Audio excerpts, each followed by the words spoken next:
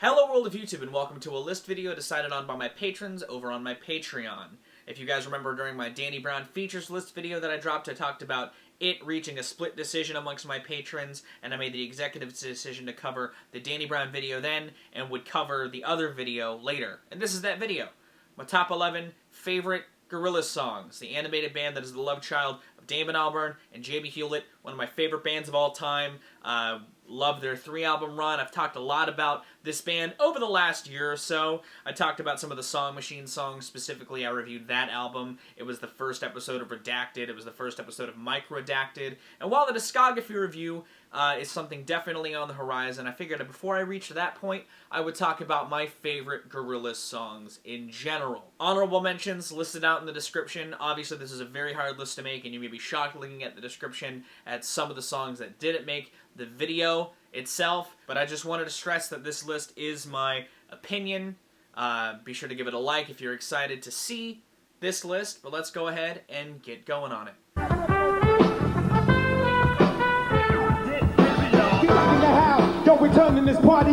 I think one of the best things about the debut of the Gorillaz is that its consistent guests fleshed out this world, gave the characters more personality. You know, having Miho Hattori crop up a couple of times gave Noodle a little more characterization as far as a presence on the record, and having Del Funky Homo Sapien crop up a couple of times was also solidified the whole ghost aspect. It solidified lore. It was just a cool aspect of the debut, and while the other one is also on this list, spoilers, Rock the House comes up first at the number 11 spot because it's such a fun, jazzy style hip-hop tune. You know, the brass production and the drum production is so tight and warm and welcoming. The hook's sort of conversational style with the call and response from Del the Funky Homo Sapien and the sample fits that kind of jazzy nuance. And Del is having a blast on this beat. You know, the whole second verse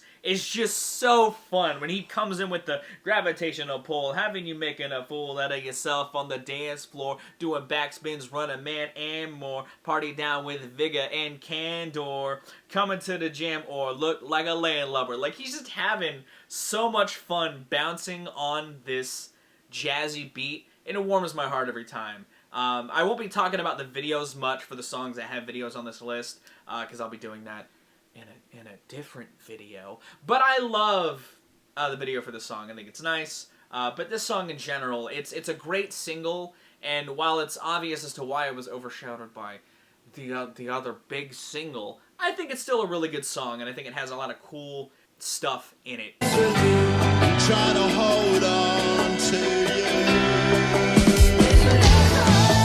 Such a beautiful song from the Song Machine era. I talked about really liking the song when the single first dropped, and ever since it's been in rotation for me, it's been a constant part of my Gorillaz rotation. I think this is easily one of the most beautiful songs that, similarly to one that I'll talk about higher up on the list, builds to a beautiful crescendo. I think Damon and Malian singer Fatuma Diawara come together into this beautiful harmony. I think the guitar groove over the lush, you know, reverb-soaked instrumentation works incredibly well. And in the extended cut, I like how it builds to an even lusher and grander crescendo. I really enjoy how the vocals evolve over the song. You know, while I don't speak French, I can appreciate the songwriting here in that regard anyway. You know, I love that the song just sort of has the cyclical nature in resolving désolé. You know, it's a beautiful word. I mean, it just means sorry in French, but it's so beautiful. And the melody of the song is so infectious. It's actually a song that I will just sing randomly,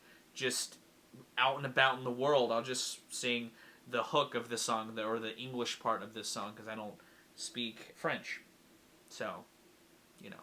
But it's still a beautiful song, great track from Song Machine, and a great collaboration by and large, and showed that the collaborative aspect of Song Machine could come together in some other really, really cool instances that may not seem quite as obvious.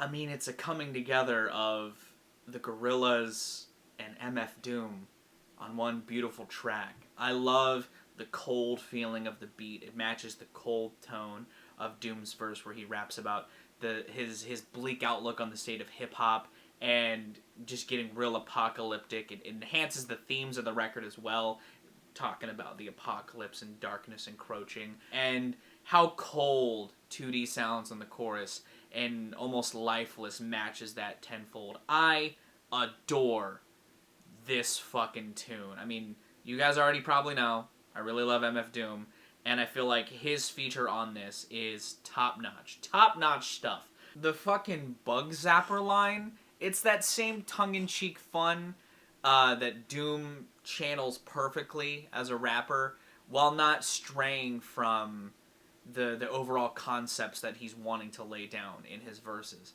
Great tune. I'm shocked that it wasn't quite as big of a single as it could have been, you know, because it just feels like a match made in heaven, and I really love Doom's contributions here. I think that it's incredible. I'm a take off like a jetpack, but I get back, but I step back. I make the crowd. Not only my introduction to the Gorillaz, it was also my introduction to Del the Funky Homo Sapien, to be completely honest with you. And I like how all this does is introduce concepts into the world. You know, it's got 2D, a little hopeful in the lyrics, you know, talking about the future coming and feeling bright. It's got Del the Funky Homo Sapien laying down some sleek verses and introducing himself as a character within the world of the Gorillaz, as a ghost inhabiting their drummer Russell. It's got this foreboding kind of spooky-ish tone with that piano line. The melodica breakdown that happens in the second half of the song is fucking beautiful. And talking about Désolé, you know, a song with an extended version, the sort of extensive jammy style of the back half of Clint Eastwood is such a great moment on the title, on the record itself, on the self-titled record, and within the Gorillaz camp sonically as a whole. You know, it's just a cool ass song with a great note progression that I adore. It's a classic song. It's a classic single at that too. Future pixels in factories far away. So call the mainland from the beach. You know, if we're talking about darkness and imagery painted incredibly well on a Gorillaz song, Jumping Off in November Has Come, we cannot talk about similar great songwriting attributes without looking at Rhinestone Eyes, an incredible tune from Plastic Beach that was supposed to be a single with a video. You know, the imagery painted by Damon as far as showing off the plastic world, you know, the environmental distraught rot from that is beautiful. Nothing short of beautiful, you know, and that in tandem with the minimal verse work that has those sort of backing vocals that do come in before the drop of the hook just adds these great synthetic waves is nothing short of brilliant. You know, just the sentiment of your Rhinestone Eyes are like factories far away. That's a beautiful fucking line. But to also have stuff like the gargoyle in a tower of plastic, helicopters circling over the beaches, you know, gas going into lungs. It's really dark in a beautiful way, and it's a song like a few others you'll see on this, a moment where the synthetic introduction scene in Plastic Beach is integrated perfectly into the overall sonic palette of a Gorillaz experience. I love Rhinestone Eyes. It used to be my favorite song on the album, and it's still one of it, but it's definitely a track that I think is cements or just showcases the themes in Plastic Beach in excellent splendor. Your heart engages in the heartless roads. Are we obsidian?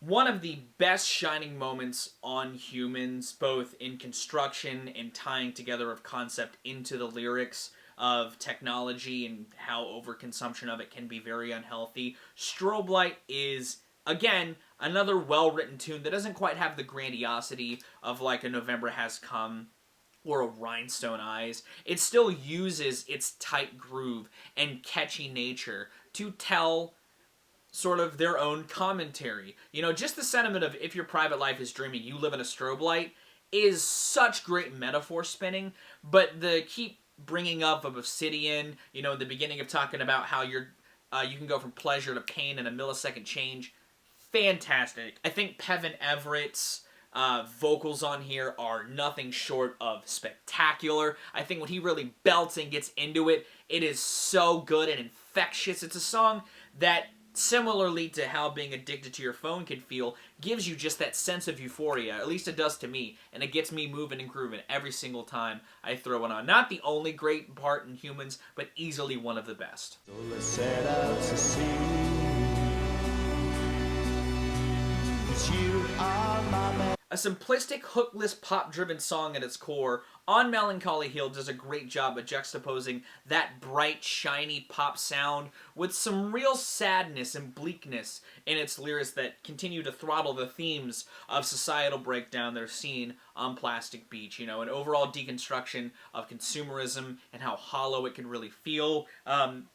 Beautiful song. Again, similarly to a lot of what I've talked about right now, the strengths of Damon Albarn at painting a picture are shown off so well on here, and I really love the melody at this song's core. Just that do do do do do do do do do, with those backing vocals just sort of washing over you like waters onto the shore of a beach. It's such a relaxing tune sonically, but I love that juxtaposition. I've talked about it before in other pop song breakdowns. I like the juxtaposition of sadness with happiness if it's done well, and this is a moment where it's done excellently. So just the overall concept visually of a melancholic hill is beautiful, but how they utilize it in this song is fantastic. And Damon's vocal inflection has this positivity to it that has this lingering sadness underneath it that just encapsulates 2D as a character's presentation so very well on a record that is, again, pure excellence. New word, automatic. Don't quit acting like you don't want to be here. Go around and get jumped like leave your Glock in the glove, make you really want to leave me alone. And if we're talking about juxtapositions of positivity and negativity, another great example of that is the single Do Ya Thing. It sees James Murphy of LCD Sound System, Andre 3000 of Outkast, and the Gorillaz coming together and making a single that is bright with some fun organ synths, some bleep bloop bass, and great performances all around, with lyrics that are, again, sad as fuck at its core. I mean, the hook of the song is you want to do it, but you don't know what you're doing, baby. It feels like a sequel to Hey Ya, another song that's bright, but has some really sad shit at its core. 2D talks about being a pale imitator, you know, an empty vessel at which is participating in this, what is supposed to be a gaining of happiness, but it feels so empty of emotion, and it's sad, you know? Andre 3000 throttled the search of him throughout the 2010s with this feature. He comes in with that same heat and energy that he was showing in, you know, the 2000s with songs like Bombs Over Baghdad. You know, it's got this throttling kineticism that has so much fun energy, and not only does it have its great fun radio version, it's got a 14-minute version that has this meltdown that I also genuinely love. You know, out of the whole Converse song collaboratives experience, this seemingly is the shining gem amidst all of them, and I'm fine with that, because I love all three of the components here, and I feel like they throttle in the best fucking way possible, man.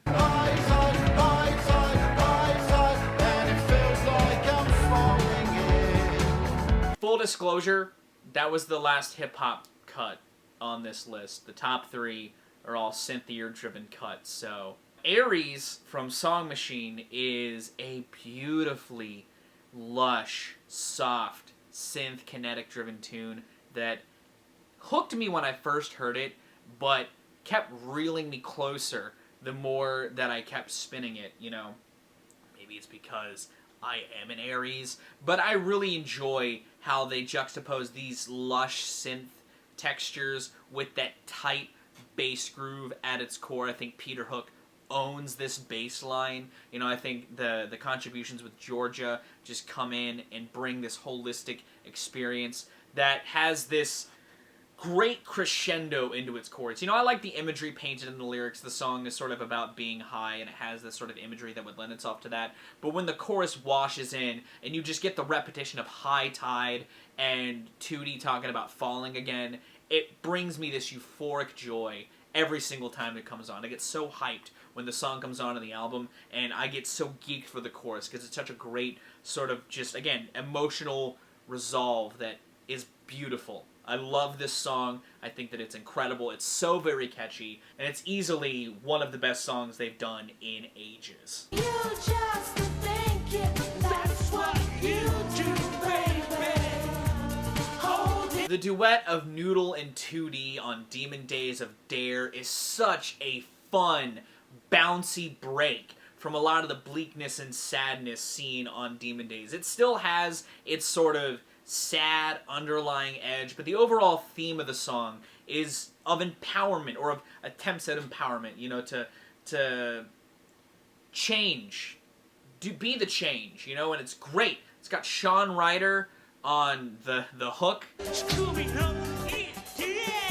It's just a great, again, similarly to Strobe Light, a great groove at its core. You know, it's so dancey in the best way possible, and it's nothing short of excellent. You know, I like when a sonic divergent happens on a record and it hits, because when it does, it's a song like Dare. You know, there's instances where stuff like ballads in an angry record, or, you know, happiness in a bleak project can easily flop. You know, there's a lot of points where it feels like tonal whiplash. Minutes to Midnight is a great example of not knowing how to strike that balance. But Dare is an example of how to do it right. You know, it's fun, it's buoyant, it juxtaposes against the messages beautifully. And I like the harmony of Noodle and 2D in the track itself. And the hook itself is so infectious, similarly to Aries in a very positive way. It's the falling of the whole empire. Let's hear. A song about the grind, a song about the ant-like style that has become a lot of generally heavily populated culture. A song that talks about the breaks from that marching of the ants, and a song with one of the best drops I've heard in all of music. I fucking love Empire Ants. It's a fan favorite Gorillaz song because it's beautiful. It's so beautiful. You know, and Yukimi Nagano's contributions in the back half of the song add a great sort of break from 2D on this track, and I feel like she comes in and fits the groove so incredibly well. She also harmonizes beautifully with Damon's vocals as well, and it's just, oh man, it's talking about memories and dreams amidst being in the constant hustle is some great juxtaposition. Again, this song is so lush and peaceful. It feels, again, like you're at the beach in the best way possible. I love the sonic palette of Plastic Beach in general, if you couldn't tell, but how it's utilized on Empire Ants. I think that it's the apex of what the Gorillaz were trying to do with Plastic Beach in the best way possible. You know, while it doesn't necessarily go into a lot of the plastic imagery, I mean, it does with some of the beach stuff, but it's a little different on Empire Ants, and I think it comes across incredibly well, and it's easily my favorite Gorillaz song and the best thing they've ever made. And that was my list. Did you like it? Did you like what I had to say about these Gorillaz songs? What are some of your favorite Gorillaz songs? Let me know in the comments down below, and again, if you liked this video, be sure to give it a like if you haven't yet. If you want to see more of my music, gaming, and general nerdery content, be sure to subscribe. I try to drop 4 to 6 videos a week. You know, sometimes I drop more around 4, but typically 5 and 6 is my average. And if you want to take it a step further, to join my patrons over on my Patreon, special thanks to those guys, you'll get early access to content, exclusive content, and you'll help drive the community through polls. And it's much appreciated if you decide to join me on there. But even if you just tell your friends, share my vids around with people, spread the word on what I've got going on here. It would mean a lot, you know. But I'm going to go. Thank you again so very much for watching. I have been Viral Rack. You guys have good days, lives, and situations. And I'll see you another day.